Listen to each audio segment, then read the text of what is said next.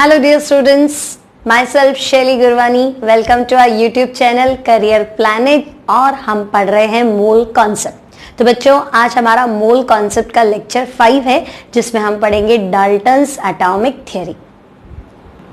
So let's start Dalton's atomic theory. तो बच्चों Dalton's atomic theory की पोस्टुलेट्स देखते हैं। अब सारी पोस्टुलेट्स जो है उसमें कोई ना कोई ड्रॉबैक है, तो ड्रॉबैक को वापस रिमूव करके नया जो कॉन्सेप्ट बनाया गया that is modified Dalton's atomic theory, या फिर आप कह सकते हैं limitations of Dalton's atomic theory कि भाई डाल्टन ने तो ऐसा बताया था बट इसमें थोड़ा सा कुछ प्रॉब्लम था तो उसको थोड़ा सा मॉडिफाई करके टर्न कर दिया। तो modified Dalton's atomic theory, modern Dalton's atomic theory और you can say limitations of Dalton's atomic theory. तो बच्चों रॉन्ग क्या था उसको पढ़ने के लिए आपको जो प्योर डाल्टन्स एटॉमिक थ्योरी, जो old form of Dalton's atomic theory है वो डिस्कस करना पड़ेगा। So start Dalton's atomic theory. तो बच्चों देखो जो हमने different laws of chemical combinations पढ़े हैं, है ना, different laws of chemical combinations, उनको वेरीफाई करने के लिए, उनका थ्योरेटिकल प्रूफ देने के लिए डाल्टन ने कुछ पॉइंट्स सजेस्ट की। अब इन पॉइंट्स को हम क्या कह रहे हैं, डाल्टन्स एटॉमिक थ्योरी। तो बच्चों डाल्टन्स एटॉमिक थ्योरी का फर्स्ट पॉइंट क्या है, तो first point is matter is made up of extremely small individual particles. आपको पता ही है मैटर यानी कोई भी सब्सटेंस, आपके आसपास की कोई भी चीज ले लो, मान लो आपको एक चौक का टुकड़ा ले लो, तो पूरा चौक आपको दिख रहा है, अब उस चौक को बिल्कुल ग्राइंड कर दो, तो ग्राइंड कर दोगे तो क्या हो जाएगा, बिल्कुल छोटा सा पार्टिकल निकल जाएगा, है ना, एक छोटा सा डस्ट पार्टिकल निकलेगा। तो ये कह रहा है इसी तरह से कोई भी मैटर ले लो, वो छोटे छोटे पार्टिकल्स से बना है और मैटर का जो स्मॉल इंडिविजुअल पार्टिकल है उसे हम क्या कह रहे हैं, एटम कह रहे हैं। क्लियर? तो मैटर यानी कोई भी चीज वो छोटे छोटे पार्टिकल्स से बनी है और उन पार्टिकल्स को क्या कह रहे हैं, हम एटम कह रहे हैं। अब सेकेंड पॉइंट क्या कह रहा है बच्चों, तो atoms of the same element are identical in mass, shape and size. यानी अगर मैं आपसे कहूं सिल्वर, तो सिल्वर के सारे एटम, है ना, सिल्वर, तो सिल्वर के जितने भी एटम्स हैं उनका मास, शेप, साइज क्या होगा, सेम होगा। ठीक है, लेकिन अगर मैं आपसे कहूं कार्बन, तो बच्चों कार्बन, तो कार्बन तो पता, कार्बन 12 भी है, कार्बन 14 भी, तो एटम तो कार्बन है लेकिन मास क्या हो गया, डिफरेंट। तो इस थ्योरी का एक ड्रॉबैक है कि अगर आइसोटोप के केस में आ जाते हो, इस पॉइंट का एक ड्रॉबैक है कि अगर आप आइसोटोप के केस में आ जाते हो तो फिर ये पॉइंट वैलिड नहीं है, तो उसको हम बाद में देखेंगे। बट फिलहाल के लिए क्या है, तो हम कहेंगे एक ही एलिमेंट की, सेम एलिमेंट यानी एक ही एलिमेंट है तो उसके जितने भी एटम्स हैं उनका चाहे शेप हो, साइज हो या मास हो, वो क्या रहेगा, सेम रहेगा। क्लियर? सेकेंड पॉइंट भी क्लियर है हमारा। Moving to third point. तो बच्चों थर्ड पॉइंट क्या है, so third point we have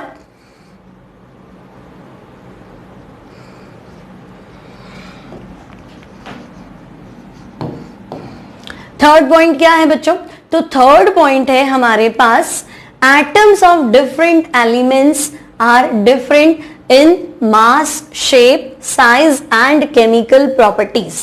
ठीक है,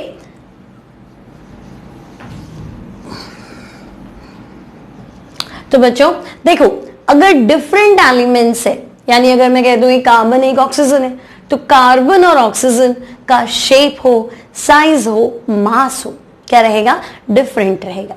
ठीक है, तो आपको बताना है कि अगर एटम्स डिफरेंट एलिमेंट्स है बच्चों, तो एटम्स भी डिफरेंट होंगे, कौन सी प्रॉपर्टीज में, तो मास हो, शेप हो, साइज हो या अदर केमिकल प्रॉपर्टीज हो, सब में क्या रहेंगे, अलग अलग एलिमेंट्स है, अलग अलग एटम्स है, तो प्रॉपर्टीज क्या रहेंगी, डिफरेंट रहेंगी। क्लियर? ये भी सिंपल है। अब प्रॉब्लम कहां करेगा बच्चों, तो ये पॉइंट तुम्हें दिक्कत देगा आइसोबार।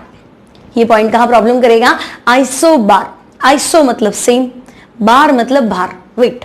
तो जैसे मैं कह दूं कि भाई 19 potassium calcium 19 potassium 40, atomic number तो है 19, मास एटम कौन सा है, के, और मास कौन सा है, 40।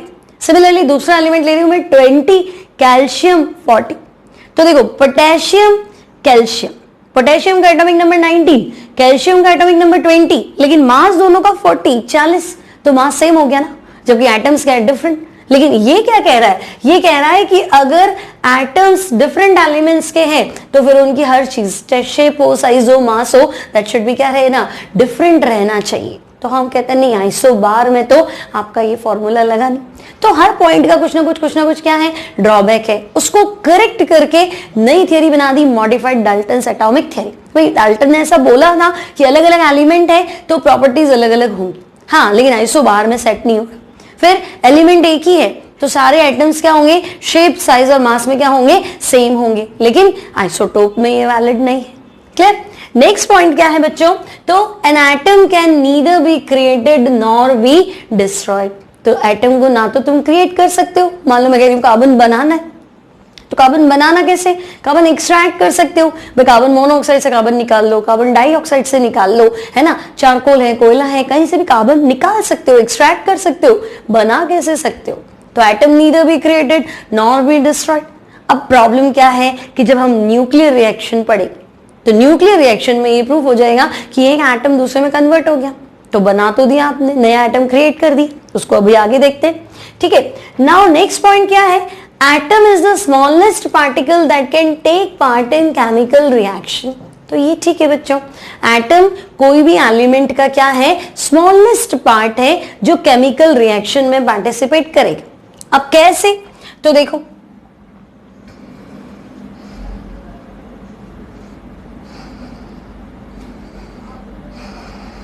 तो कैसे पे आ जाता है, मान लो मैं एक रिएक्शन कराती हूँ, भाई हाइड्रोजन की रिएक्शन जो है वो क्लोरीन से करानी, तो आपको पता है हाइड्रोजन की रिएक्शन क्लोरीन से कराएंगे तो क्या बनेगा, HCl बनेगा। लेकिन अगर मैं कह दूं हाइड्रोजन, तो बच्चों ये तो मॉलिक्यूल है, H2 ये क्या है, ये तो मॉलिक्यूल है। तो अगर H2 डायरेक्ट Cl2 से रिएक्ट करता तो फिर HCl कैसे बनता, ये मॉलिक्यूल आपका कहीं ना कहीं ब्रेक हुआ है, H2 जो है ये ब्रेक हुआ है एटम में, है ना, H2 क्या है, H सिंगल बॉन्ड एंड, ये टूटा है।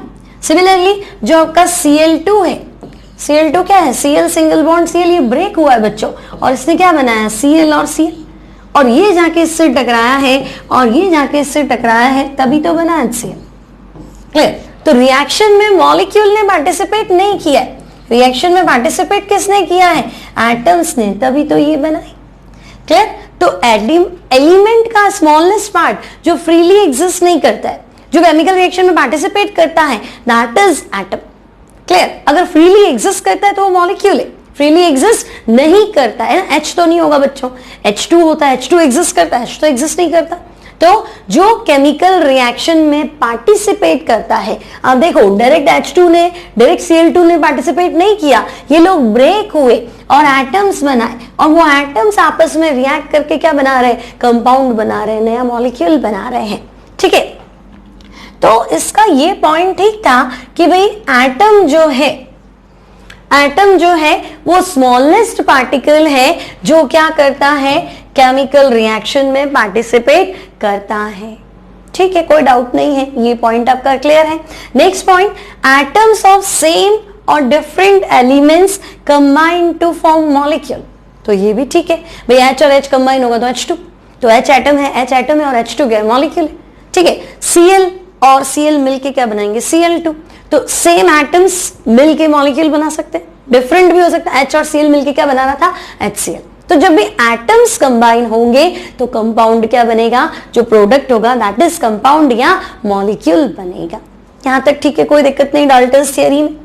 नेक्स्ट पॉइंट क्या है बच्चों, तो देखो नेक्स्ट पॉइंट है, atoms combine with one another to form molecule but they combine in simple whole ratio such as 1:1, 1:2, 3:1। यहां भी गड़बड़ होने वाली है ना।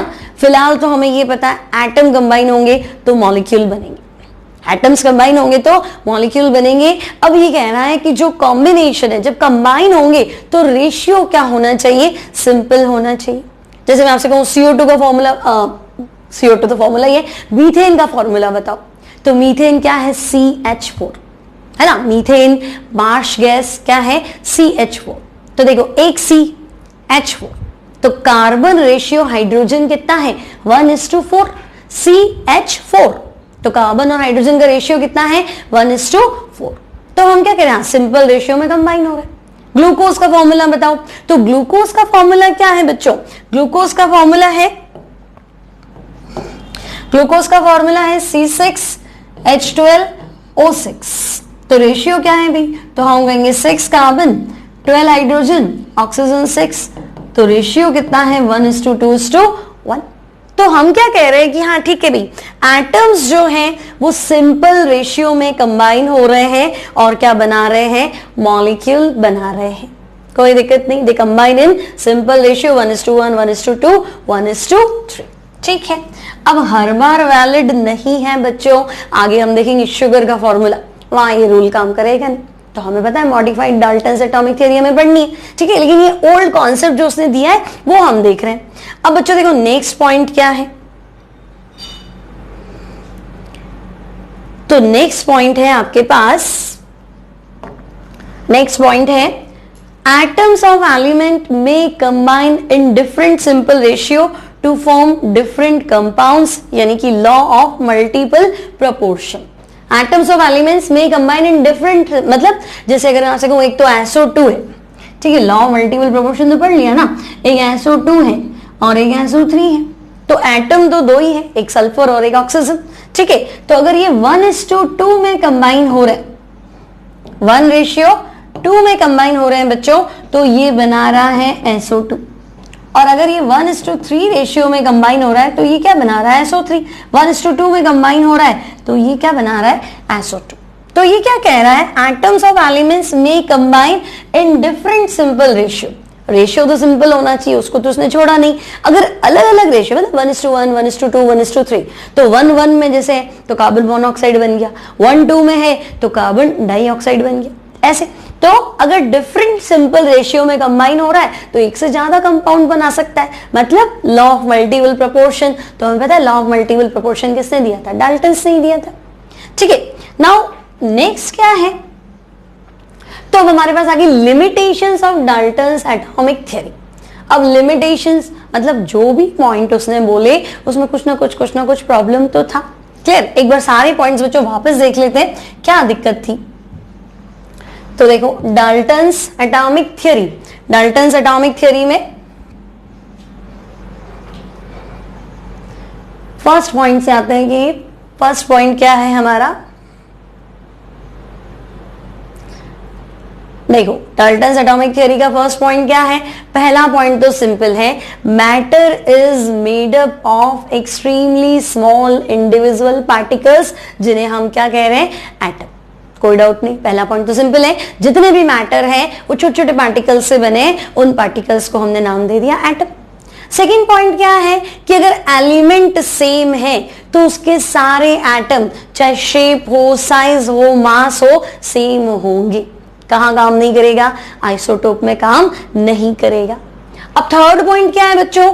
तो थर्ड पॉइंट है atoms of different elements are different in mass, shape, size and other chemical properties। एटम ही अगर डिफरेंट है तो फिर अलग अलग एलिमेंट के एटम्स है तो फिर उनकी प्रॉपर्टीज, चाहे मास हो, शेप हो, साइज हो, चाहे केमिकल प्रॉपर्टी हो, क्या होंगी? डिफरेंट होंगी, फिर काम नहीं करेगा आइसोबार के केस में। अब आगे चलते हैं। अब क्या कह रहा है देखो, तो atom neither be created nor be destroyed. तो अभी हम पढ़ने वाले भाई न्यूक्लियर रिएक्शन में ये भी अप्लाई नहीं होगा। फिर atom is the smallest particle that can take part in chemical reaction. ये पॉइंट ओके कि एटम एग्जिस्ट तो नहीं करता लेकिन रिएक्शन में पार्टिसिपेट करने वाला स्मॉलेस्ट पार्टिकल जो है वो एटम ही होता है, तो ये ठीक है। फिर atoms of same or different elements combine to form compound या molecule। तो एटम कंबाइन होंगे तो मॉलिक्यूल बनेगा, that's okay। Now atoms combine with one another to form compound but they combine in simple whole number ratio such as 1:1, 1:2 या 3:1। तो ये थोड़ा सा वैलिड नहीं है। अभी हम एग्जांपल देखेंगे शुगर में फिर ये सिंपल रेशियो आता नहीं है, ठीक है। फिर आपसे कह दिया कि भाई एटम्स ऑफ एलिमेंट्स में combine in different simple ratio two form different compounds. तो जरूरी नहीं हर बार रेशियो सेम, जैसे मैंने आपको एग्जांपल दिया SO2 और SO3, तो अगर सल्फर और ऑक्सीजन 1:2 रेशियो में कंबाइन हो रहे हैं तो SO2, और SO3 1:3 रेशियो में कंबाइन हो रहे हैं, तो SO3, law of multiple proportion जो कि डाल्टन ने दिया था। ठीक है, तो सिंपल रेशियो में जरूर कंबाइन होगा, लेकिन वो सिंपल रेशियो हर बार सेम होगा ऐसा नहीं, क्योंकि सेम होगा तो फिर एक ही कंपाउंड बनेगा। तो दो एलिमेंट मिलके, दो एटम मिलके एक से ज्यादा कंपाउंड तो बना ही सकते हैं। ठीक है, तो ये हमारे डाल्टन्स एटॉमिक थ्योरी के पॉइंट्स है। अब आपको पता है गड़बड़ तो हो ही गई सारे पॉइंट्स में। क्या प्रॉब्लम है? तो limitations of Dalton's atomic theory. तो बच्चों देखो, it could not explain why do atoms of different elements differ in their mass, size and valency. इसको एक्सप्लेन तो इसने नहीं करा। ठीक है, तो पहला ड्रॉबैक तो चलो ये आइसोटोप्स की डिस्कवरी ने क्या बता दिया कि atoms, discovery of isotopes has shown that atoms of same element which have different masses, there are 3 isotopes of hydrogen, atomic mass 1 2 3 है ना, हाइड्रोजन, प्रोटियम, ड्यूटीरियम, ट्रिटियम। अब क्या गड़बड़ हुई? तो डाल्टन ने क्या कहा था कि अगर एलिमेंट सेम है तो सारे एटम क्या होंगे? सेम। हम कहेंगे नहीं, हाइड्रोजन को ले लो, एलिमेंट क्या है? हाइड्रोजन, एटम क्या है? H, तो 1H1 होना चाहिए था, लेकिन बाय नेचर क्या है? 1H1 भी है, 1H2 भी है, 1H3 भी है। तो आइसोटोप अकेला ऐसा प्रॉब्लम है जो डाल्टन्स को थोड़ा मॉडिफाई करना चाहता है ना, थोड़ी गड़बड़ हो गई डाल्टन में, क्योंकि वो कह रहा है कि सारी प्रॉपर्टीज सेम होनी चाहिए। अब ये क्या कह रहा है कि सारी प्रॉपर्टी सेम है भैया, लेकिन प्रॉब्लम कहाँ आ रही है? आइसोटोप में मास क्या है? चेंज है। तो एटम एक ही है, लेकिन मास क्या हो रहा है? चेंज हो रहा है। तो बात तो गलत हो गई। उसने क्या कहा था कि एक ही एलिमेंट है तो उसके सारे एटम सारी प्रॉपर्टीज में क्या होंगे? सेम होंगे। तो एलिमेंट एक ही हाइड्रोजन, एटम क्या होंगे? H, तो फिर मास सेम होना चाहिए ना। हम कह रहे हैं नहीं, 3 मास वाले हाइड्रोजन मिल रहे हैं, 1 2 और 3। तो आइसोटोप्स उस पॉइंट को वैलिड नहीं बनाता है। सेकेंड देखो, ऑक्सीजन, तो ऑक्सीजन के भी हमें पता है बच्चों 3 आइसोटोप्स है, ऑक्सीजन 16, 17 एंड 18। थर्ड पॉइंट क्या है? तो discovery of nuclear reactions show that mass can be converted into energy and vice versa. However in common reactions atom can neither be created nor be destroyed. अब atom को ना तो create कर सकते हो ना डिस्ट्रॉय कर सकते हो, ओके है ना। अब मैं आपको एक रिएक्शन बताती हूं।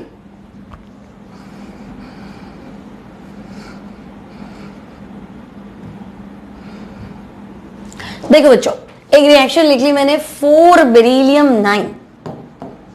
बेरिलियम का एटॉमिक नंबर क्या है? 4, मास क्या है? 9। तो 4 बेरिलियम 9 पे हमने अटैक कराया अल्फा पार्टिकल। ठीक है, अब ये अल्फा पार्टिकल थोड़ा नया है, थोड़ा थोड़ा पढ़ोगे तो सीख जाओगे। अल्फा पार्टिकल मतलब nucleus of helium. Alpha particle मतलब न्यूक्लियस ऑफ हीलियम, यानी 2 प्रोटॉन और 2 न्यूट्रॉन का कॉम्बिनेशन। तो 4 बेरिलियम 9 पे जब हम अल्फा का अटैक कराते हैं तो देखो 4 + 2 कितना हो गया? 6। तो ये 6 वाला एलिमेंट, एटॉमिक नंबर 6 क्या है? कार्बन, मास कितना है? 12। तो ये बेरिलियम किस में कन्वर्ट हो गया? कार्बन में। अब देखो 4 + 2 6, तो चार्ज तो कुछ बचा नहीं, लेकिन 9 + 4 13, यहां मास 12 है, यहां मास 1। तो एक नया एलिमेंट है 0 and 1, आपको अच्छे से पता है, दिस इज न्यूट्रॉन। चार्ज 0 है, मास 1 है, यानी ये न्यूट्रॉन है। अब कहना क्या चाह रहा है? तो आपने तो कह दिया था atom neither be created nor be destroyed, और किसी एक फॉर्म से दूसरे फॉर्म में एक एलिमेंट के एटम को दूसरे एलिमेंट के एटम में कन्वर्ट नहीं कर सकते। तो जब नहीं कर सकते तो ये क्या हुआ? ये मेरे पास था बेरिलियम, अब तुमने किस में कन्वर्ट कर दिया? कार्बन। अब एक आइंस्टाइन का था mass energy relation, E = Δmc², है ना। E = mc² तो पढ़ा ही था। तो एनर्जी जो है वो मास लॉस में कन्वर्ट हो जाती है, या मास जो है वो एनर्जी में भी कन्वर्ट हो सकता है। तो आपने तो बोल दिया था कि नहीं, एलिमेंट सेम है, एटम सेम रहेगा, किसी में कन्वर्ट नहीं होगा। तो फिर ये क्या हो रहा है? हालांकि देखो सारी रिएक्शंस में ऐसा नहीं होता है, लेकिन आप ऐसे नहीं कह सकते कि होता ही नहीं, हो तो रहा है।